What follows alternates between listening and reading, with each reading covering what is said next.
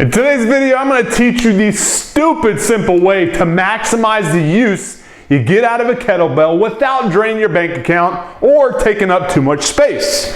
You see, a lot of us get into kettlebell training not out of some sense that it's the latest new fitness fad that promises unreasonably fast results, but more so out of necessity. It's one of the purest forms of minimalist training out there. With one small weight tucked underneath your bed or in the corner of your office, you have what essentially amounts to an entire gym that gets you kick-ass results. But what happens when you start to adapt to the weight that you've got and need to level up? Well, if you don't have the room to store more iron or don't want to spend the cash, my favorite space and cash-sensitive option is adding exercise bands. That's right, I got introduced to them when I was a competitive strongman and powerlifter, and can tell you straight up, they're quite effective at helping break through strength plateaus. Now, you might not give a damn about their ability to help improve maximal strength or rate of force development the way a competitive lifter does, but what should definitely interest you about them is their ability to add resistance the further along you go into any rep that you perform. Traditionally speaking, to add a relative degree of intensity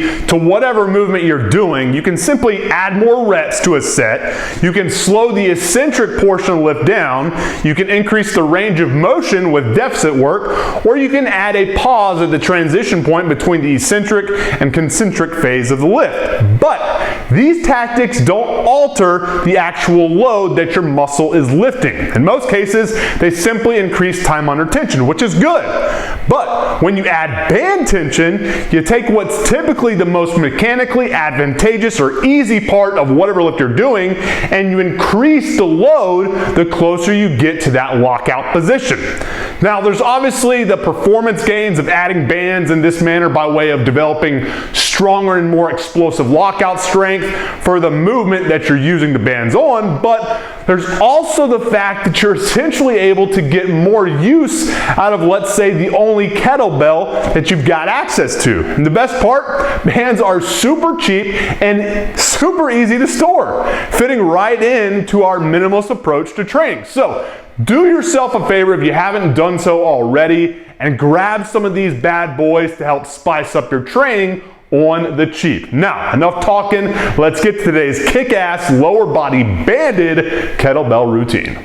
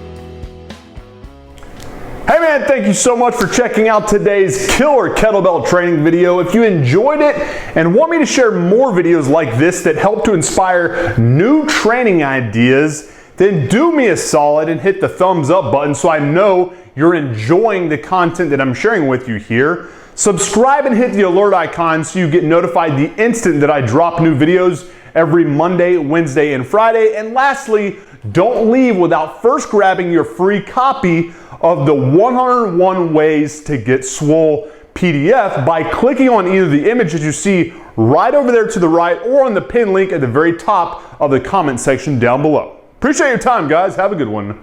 MANdler